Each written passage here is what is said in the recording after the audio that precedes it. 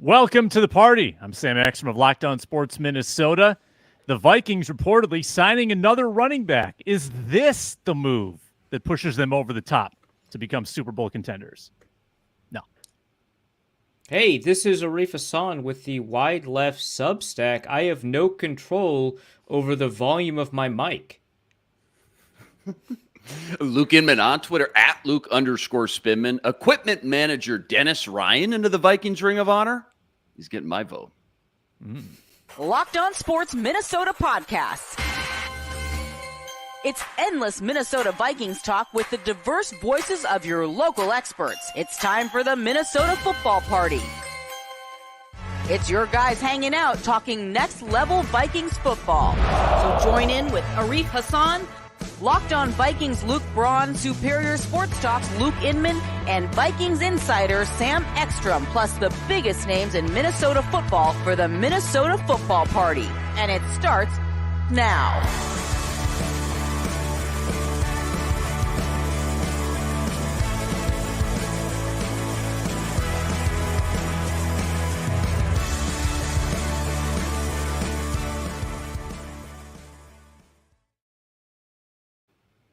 What's going on, everybody? Brand new week on the Minnesota Football Party, part of Locked On Sports Minnesota, part of the Locked On Podcast Network, your team every day. Welcome in.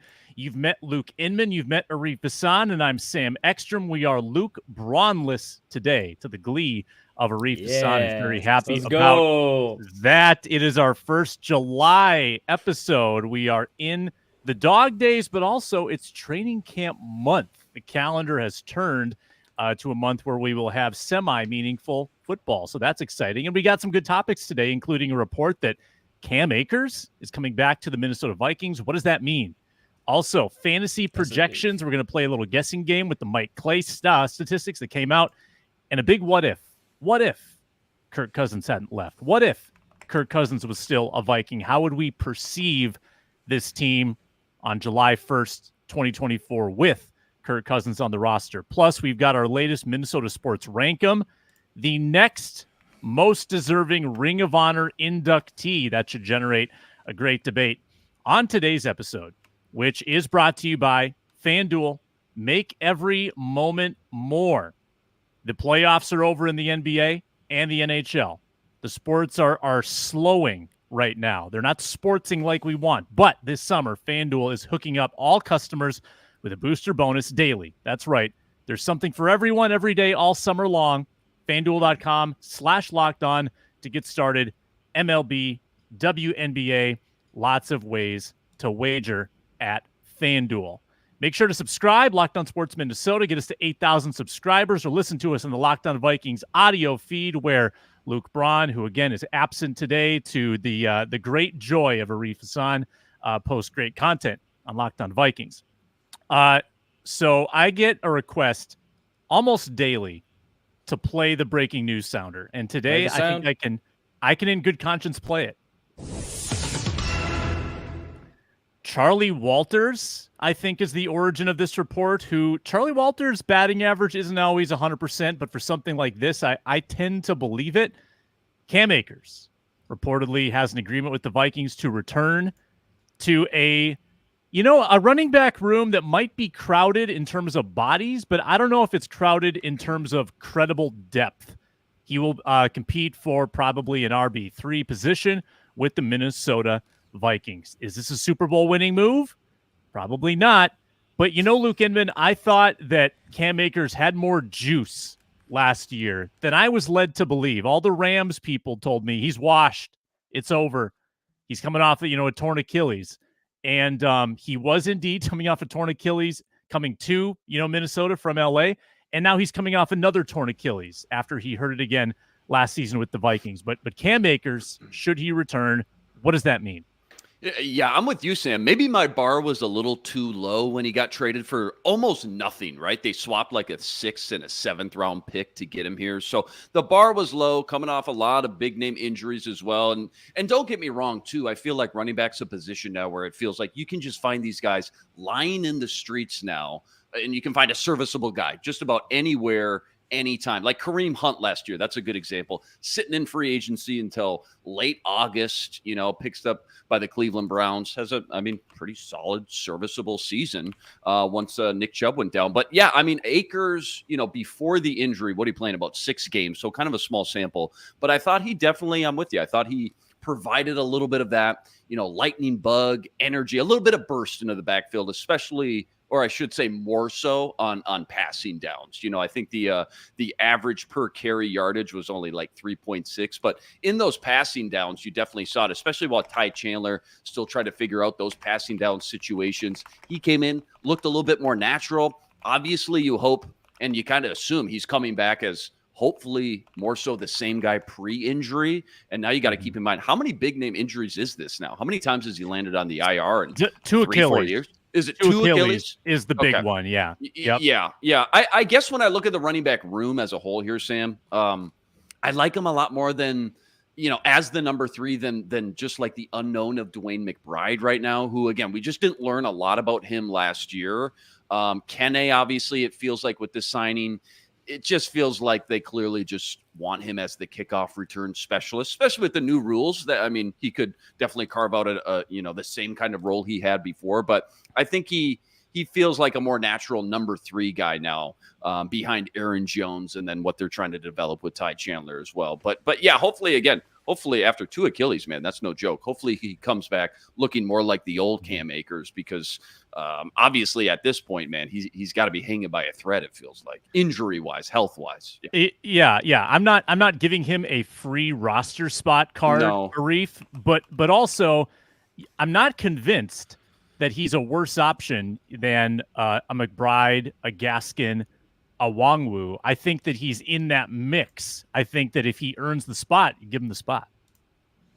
Yeah, obviously, if he earns the spot, you give him the spot. But, I think that the function that he serves is pretty much just to ensure that whoever they have at running back 3 meets a baseline level of talent. It's really more about making sure that we're not giving a spot to, like, McBride, right? Like, that I think is what it is, right? He's got to earn it, yeah.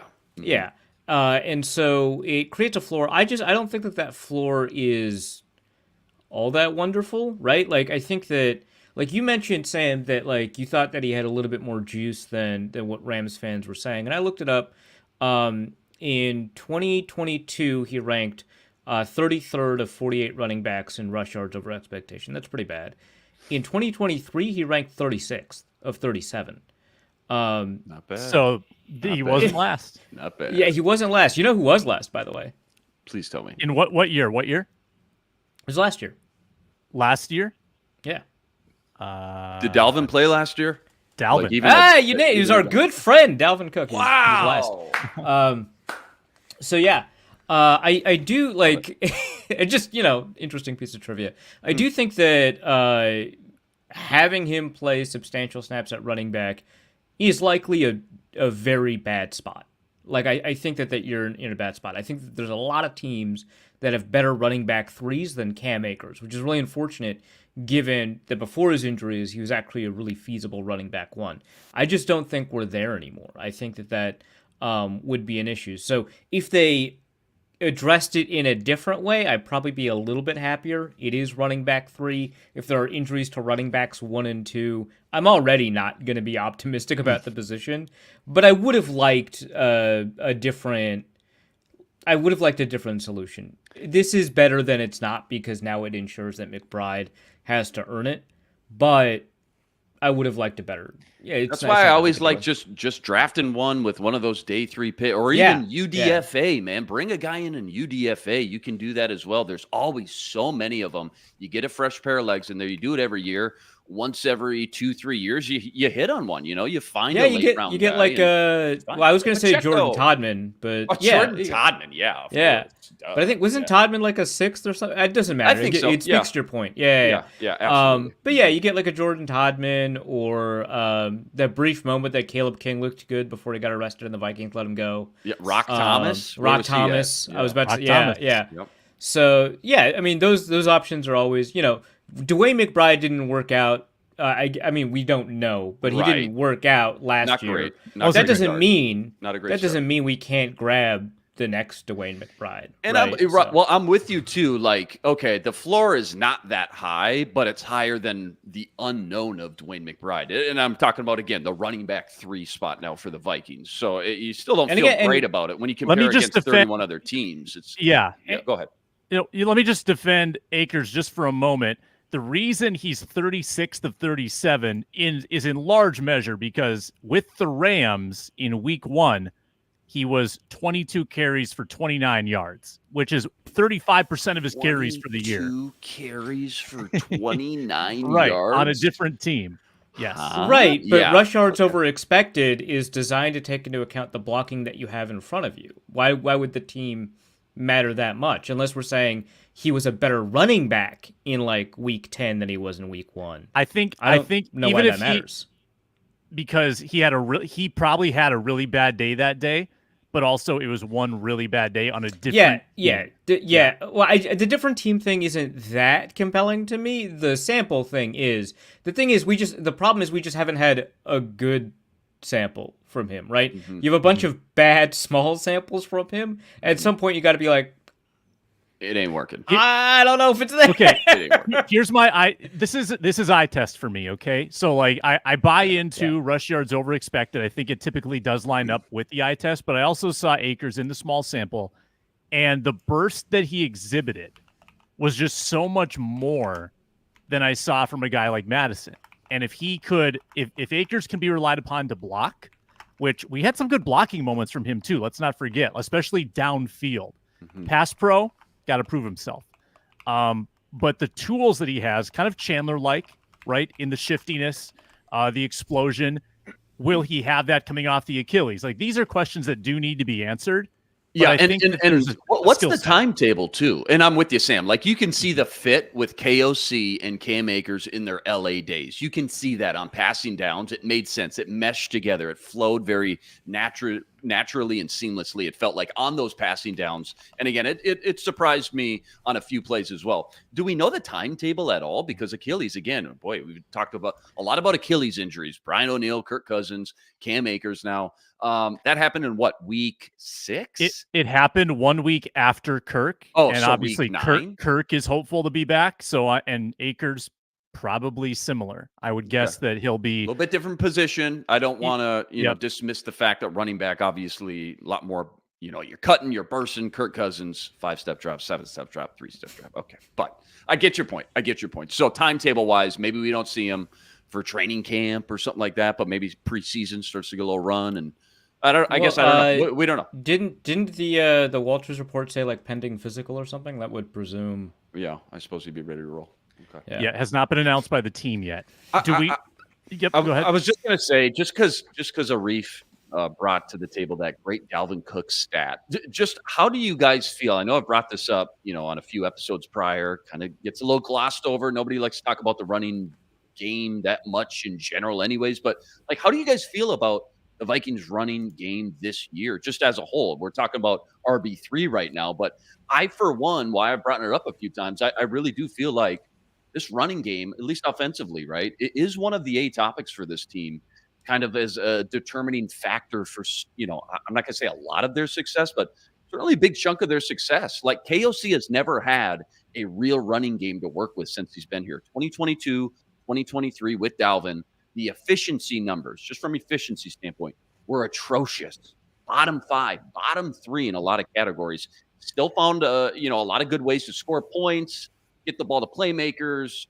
There's a lot of, 30-point weeks and things like that. But, he's never really had a real running game to work with yet. And I just feel like there's more pressure on that now this year, given that we're going to have one, if not two, new quarterbacks under center. It'd be great to shoulder some of the pressure, take some of that stuff off, that stress, with a real running game. So I'm just curious where you guys think the running back room in general is right now, and if you're expecting a lot of improvement with Aaron Jones.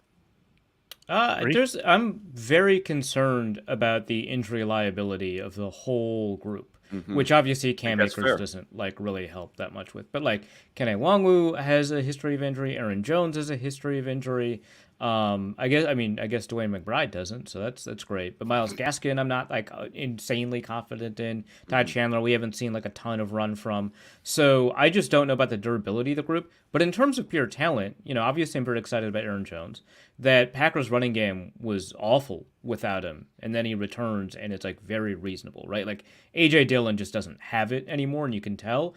And the proof was in the pudding when Aaron Jones came back, right? And they did well. So I do think that there's talent there. I'm somewhat optimistic about Ty Chandler, although running backs tend to pick things up early. So if they don't get it, early, they don't usually get it. I'm still somewhat optimistic about him. But yeah, at some point they should invest in the position, not to the degree where they're investing a first or a second round pick in the guy, right? But, we talked about this, Luke, every year, a sixth, seventh round pick or an undrafted free agent, some years I'd say a fourth, right? Yeah. And this is a year where I wouldn't have been overly upset if they had spent a fourth on like I don't know where Kamani Vidal went, so maybe a fourth is an overpay. I think fifth, okay, but regardless, day 3, yeah. Yeah, something like that. And there were a lot of fourth round running backs. Jalen Wright, Marshawn Lloyd, Vidal, Braylon there was Allen. Tons of them. Braylon Allen, there was tons. So if they did that, I wouldn't have been overly concerned. It wouldn't have been my top priority. The Vikings have a lot of things to fix, and so I wouldn't have spent a fourth there, and they didn't. But if they had, I wouldn't have been that upset. And so at some point, they're going to have to make a more reasonable investment in the position and not go all the way in that other direction that typically people on my side of the fence want to go, which is to underinvest in the position. At some point, they should at least spend a fourth, maybe a third. I don't love the free agency route in general, but the talent is fine with Aaron Jones and maybe Ty Chandler. The durability is a concern. I don't need a Hall of Fame. I mean, AP was great, man. AP was fun. Robert Smith was fun. Those days are long gone. I don't need a Hall of Famer or even a top 5 rushing offense. I'm just saying Dalvin would give them that splash player, that home run, once a game, maybe once a game, which was nice when it came. But all those 2-yard, 1-yard, 0-yard, -2, they just added up. And it just puts your offense. And luckily, looking back, it's like, okay, at least Kirk Cousins – more times than not knew how to convert a lot of these 3rd and 9, 3rd and 12 situations. I'm worried if that happens again, Sam Darnold or JJ McCarthy in all these 3rd and 12 situations is going to be able to, I don't want to say bail your offense out because there's a lot of different variables too. It wasn't just Kirk Cousins doing all the work, right? But I'm just worried. And I think I'm optimistic as well that it's not going to look like it has in 2022 and 2023. Granted, 17-game sample, maybe not. But when Aaron Jones is healthy and you got that good 1-2 punch, I'm optimistic to see what it finally looks like to have a real running game. So you hit the nail on the head with the 3rd and longs. Kirk was unsustainably good at bailing the Vikings out of 3rd and longs, really the last 2 years.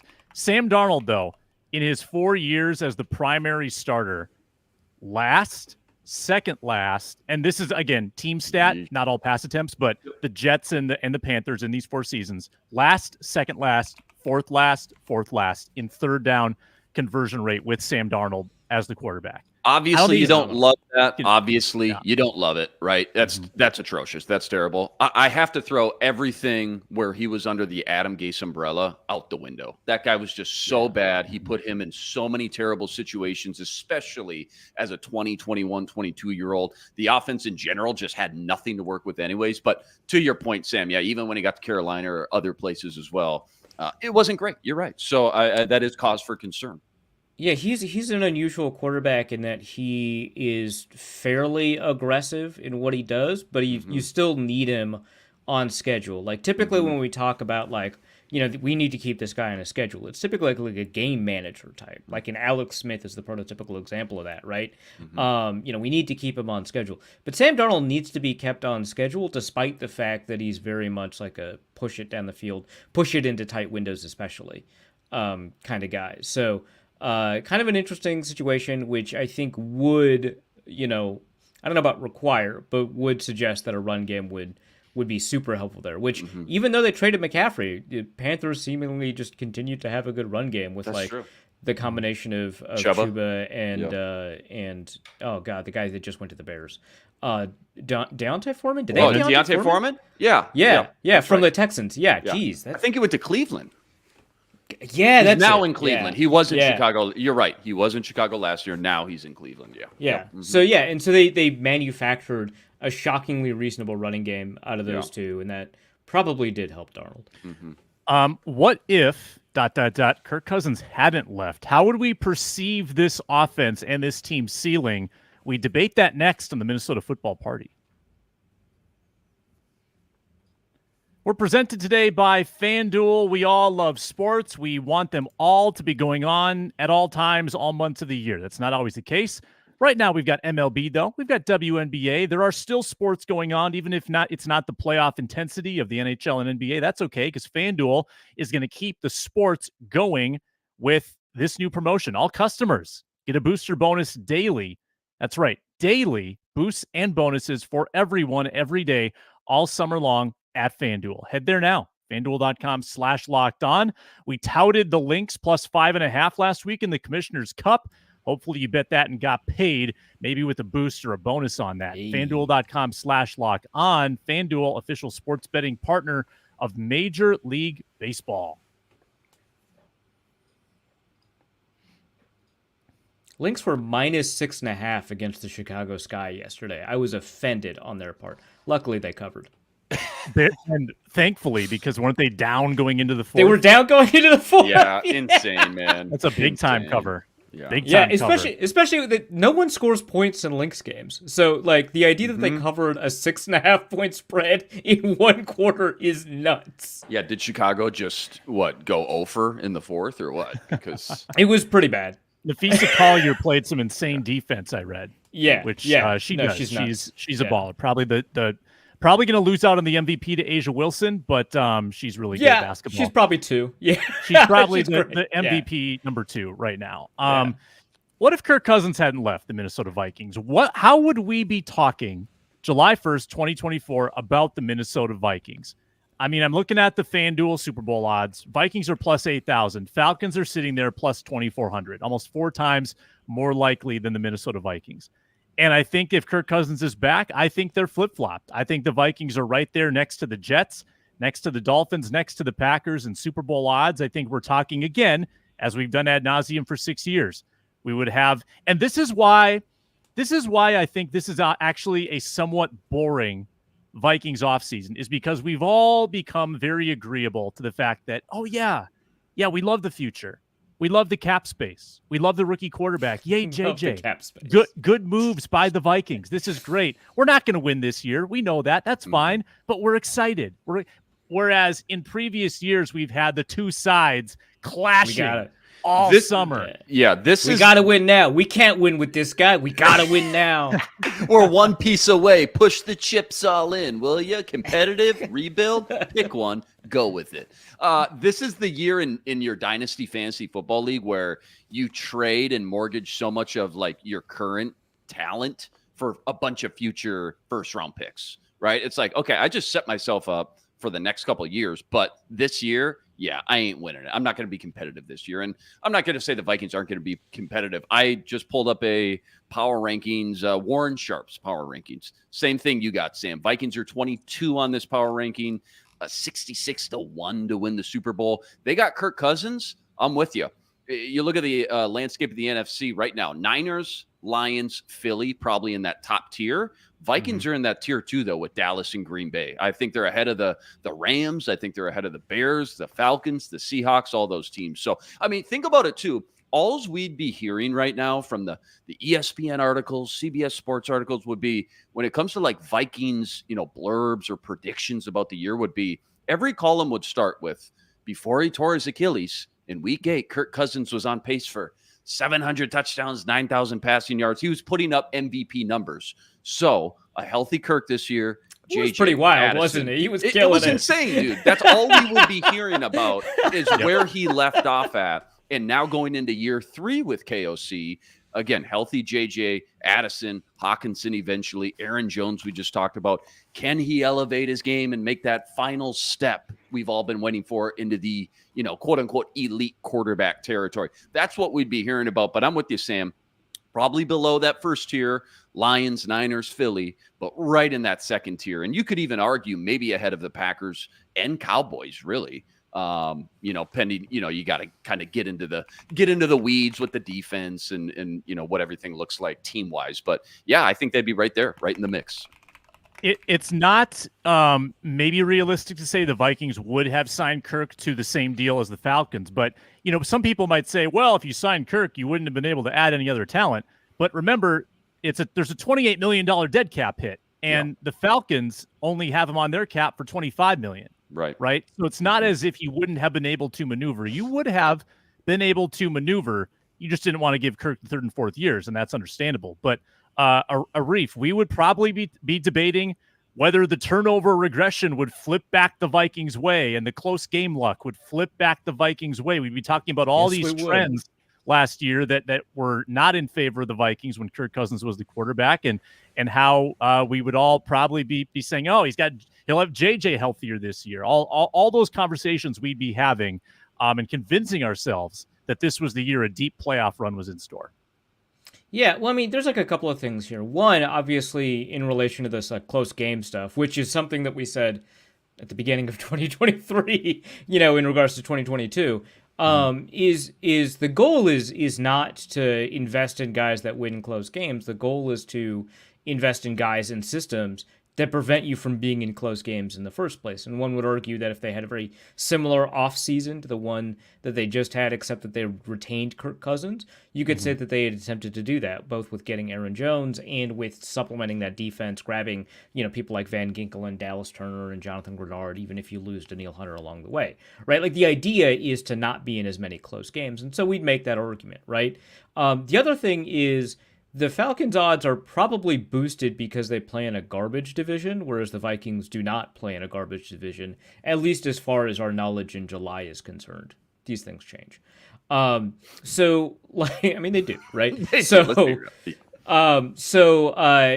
like part of it, right? Is that the Falcons are substantially more favored to, win this. If the Falcons played the Vikings, probably the Falcons would be favored, but the imbalance would not be as dramatic as the Super Bowl odds are, because the Falcons have a reasonable expectation of making the playoffs and the Vikings don't.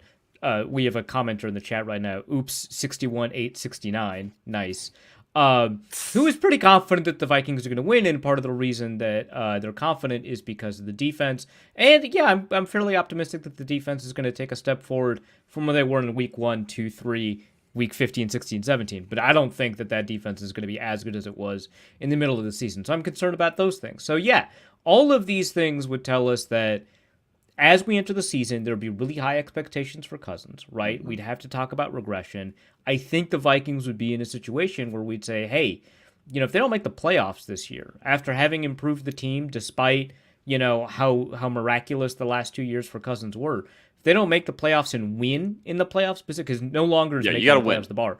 Yep. If they don't win in the playoffs, what was all this for? It's a failure. So, I think that this was, I don't know that many people disagree, but this was a good move to get us out of that mindset and out of that rut and reload to a situation where it's not a question mark if you have a good team and you win in the playoffs, right? It's not a question that you'll win in the playoffs. Now you can get to the point where hopefully you build the kind of team and have the kind of quarterback where once you make it into the playoffs, you feel comfortable that a win is in the cards and you don't have to wait for like an overtime win against a weird New Orleans Saints team.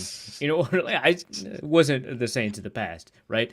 A weird New Orleans Saints team in order to get it done. Now you've got hey, we got JJ McCarthy, who's won national championships, or one national championship was in another. This guy has the goods, right? Mm-hmm. Now you can feel a little bit more comfortable in that you've crafted a roster around that idea. And the other thing, too, is, and I know this doesn't necessarily correlate to Super Bowl odds, but how different does the draft look as well? First of all, we probably aren't as aggressive to move up for a quarterback, probably sticking and picking at 23, right? We have all these future picks still, and maybe you end up with instead of a Dallas Turner, maybe you end up with a Terrion Arnold. I'm just pulling it up right now. Terrion Arnold. And now the Lions, maybe, okay, they're forced to go to plan B. They don't get Terrion Arnold. I'm just saying the draft would have looked a lot different. How many more picks would they have had this year? How many did they give up? They would have had, let's see, they had no, what are that? No second, no third? Yeah, but they already didn't have a third, right? One of those was previously given up They would have Yeah. had at least one day 2 pick and then Yeah. another medium pick day 3, if I'm remembering Yeah, correctly. yeah, and a good chance in that scenario that instead of trading up, they trade down. But let's say that they stay there, grab a Terrion Arnold, have a second round pick, I mean, there probably weren't many edge rushers by the time you get there in the second round, but Yeah, grab pick someone in the second 42. round. The Texans took Kwame Lassiter, a cornerback from Georgia. Kool-Aid McKinstry goes 1 pick before. Cooper DeJean goes 1 pick before that. Brandon Fiskey, Florida State.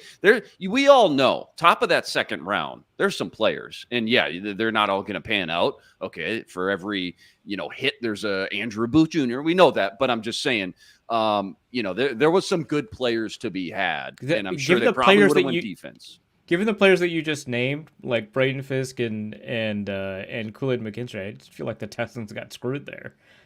No shade to Kamari Lassiter, but come on. No, they definitely did. Night, dude. And the pick before that, Cooper DeJean's right there. Yeah, dude, right there, man. Yeah, go get your guys. Was that a fair catch signal, Arif, that you just put up?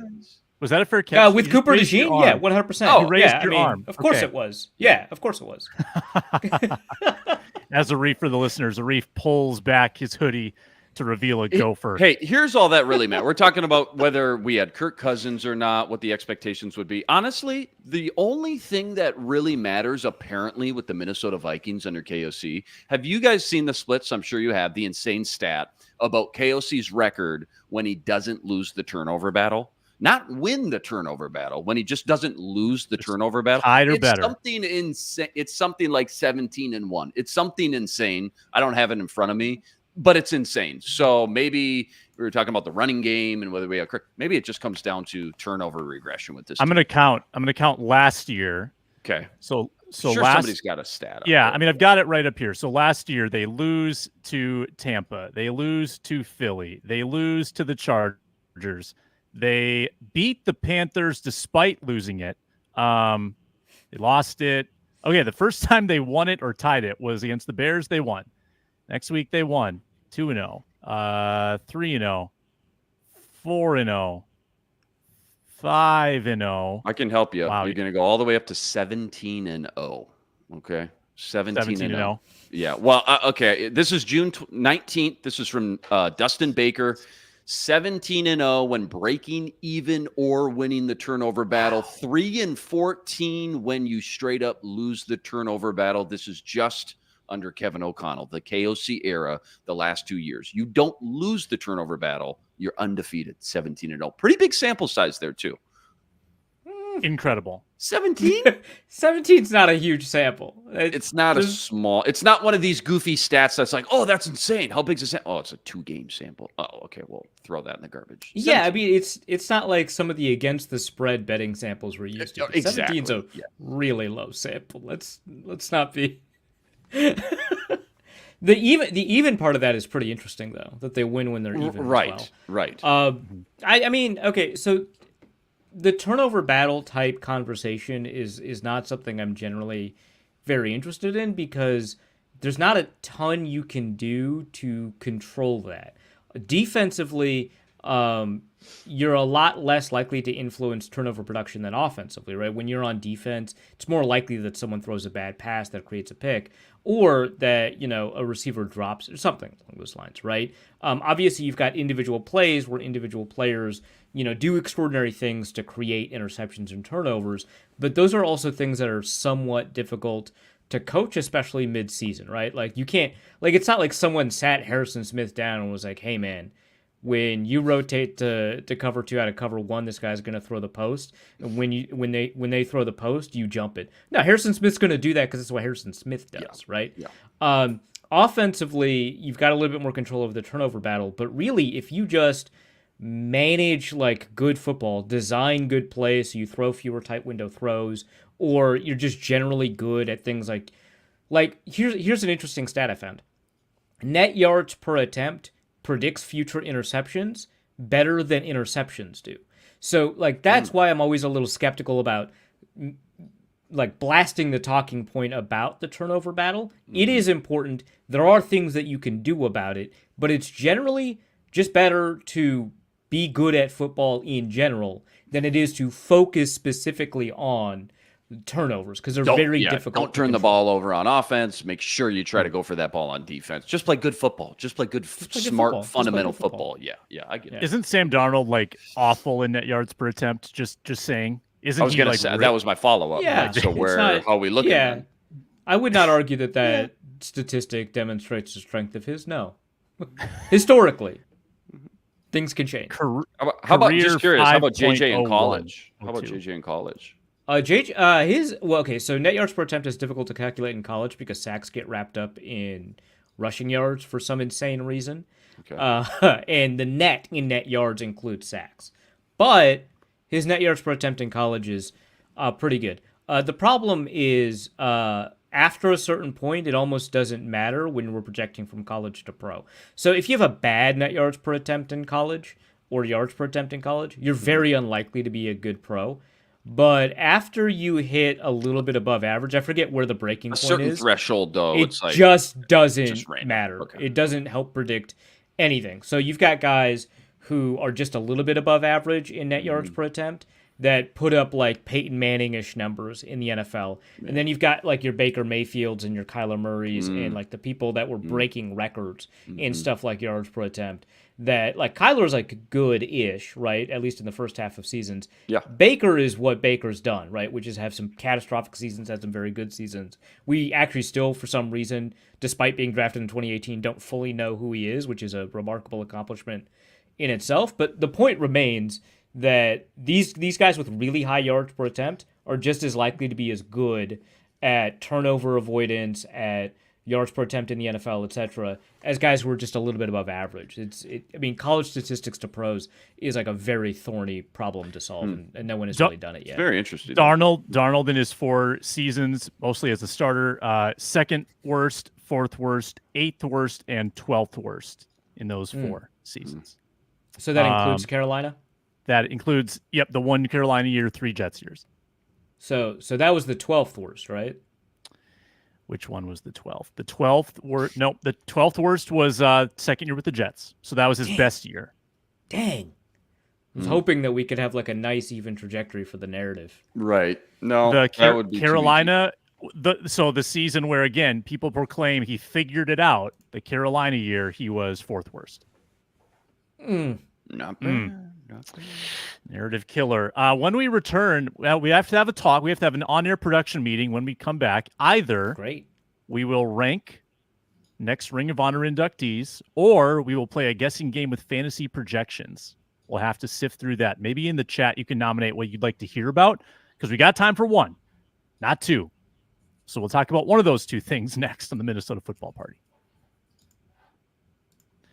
This episode is sponsored by BetterHelp. Are you on social media? Most of us are. And when you're on social media, whether it's Instagram, Facebook, it's easy to compare and despair. The algorithm might spit out a lot of photos, a lot of, your friends having a good time, and you might be thinking, I wish my life looked like that. And you know what? Even though it looks like people have it all together on social media, oftentimes in reality, they don't. And therapy can help you focus on what you want instead of what others have, so you can start living your best life. And if you're thinking of starting therapy, you can give BetterHelp a try. Totally online, very convenient, very flexible, suited to your schedule. You fill out a brief questionnaire, get matched with a licensed therapist, switch therapists anytime for no additional charge. Make sure that arrangement works for you. Stop comparing, start focusing with BetterHelp. BetterHelp.com/lockedon today to get 10% off your first month. That's BetterHelp, HELP.com/lockedon.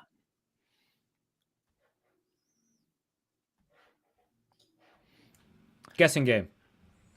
I think that's correct. I think that we wait for our Ring of Honor, rank them when Luke Braun's here, because he's when the we one have the historian. He's going to give us the 60s nominees, the 70s nominees, the 80s nominees, probably better than. Well, I just want to say, because I teased it in the intro, Dennis Ryan should be in your guys' honorable mentions. Okay, 51 years as the equipment manager. Make sure he's at least in your honorable mentions on Thursday. Okay. I can't wait for Luke Braun to school me on the 1960s left tackle. Right. The trainer Zamberletti is in there. I mean, there is precedent for. There's a GM, Jim Finks. He's GM. in there. Yeah. Yeah. Obviously, Bud Grant is in there. Mhm. So I think you could almost sort it into the next non-player, Yep. and then of course the next player. And Dumb we'll get question. They just do one a year, correct? And it's usually end of July-ish they announce it. Yeah, they say like week 6 we'll induct. Sure. You know, was it Jared Allen or was it Bud last year? Who was last year? It was I don't think it Jared, was- wasn't it? I think it was Was Jared. it Jared? They might have done 2 because Bud was again, he had just passed away, Mhm. and I believe, or was he? He was probably already in. Probably. I'm sure. He I was would already imagine he was already in. Yeah. in. That's funny. So the all right, We'll do it live. we'll do it live. Also, announcement: Thursday show is postponed because of the 4th of July. We will be doing this debate next Monday, a week from today. So instead, it's a guessing game with Mike Clay's fantasy projections via ESPN. There it is. I've got it here, and you guys have not spoiled it, right? I have You not. You do not know. Arif, be honest. No, yeah, I didn't. I don't know. And again, Okay. this is like fantasy football kind of numbers, projections. I will say Yeah. I've been hitting my Dynasty Empire League pretty hard this summer, but I Mike haven't Clay looked is- at Mike is Clay pretty good. specific. Oh, Mike Clay's solid. Yeah, he's one of the best. He's giving you a fantasy number by giving you the actual stat projections and then spitting out the fantasy total. So we're going to guess the actual stats that he projects, beginning with how many games does he expect Sam Darnold to start? I'm gonna go with 7. I'm gonna go with 10. 4. Whoa! It's going to be a quick hook. Whoa! Wow. Well, I'll tell you what. The opening schedule, those first 5 games, it's plausible. I mean, those defenses are insane, right? You start 1-4. I get it. After coming out of the bye, right? After the London game versus the Jets, I get it. I could see it. It's just everything we've heard from KOC just feels like they're really going to baby JJ. But if it starts off, it's a catastrophe the first 4 or 5 weeks, then yeah. Depends on what the offense looks like. think You they're can gonna lose games and the offense still's moving the ball and looks competent. That's different too. Right. I think they're gonna stick with Sam for a while. I'm just attempting to delve into Mike Clay's hear you. mind here. I get it. Because I think the general consensus among the public, or at least the sports writing public, is that for those not covering the Vikings, that Sam Darnold's not going to last very long. And I underestimated the degree to which that they thought that. Aaron Jones rushing yards.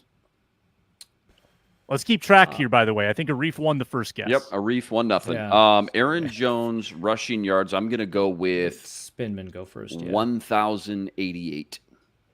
Oh my god. Okay, I was going to go 1,100. So no, I'll stick with that. No, Price is Right. You.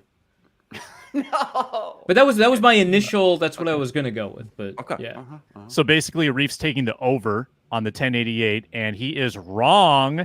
It is a very conservative 767, and basically Yeesh. a split with Ty Chandler.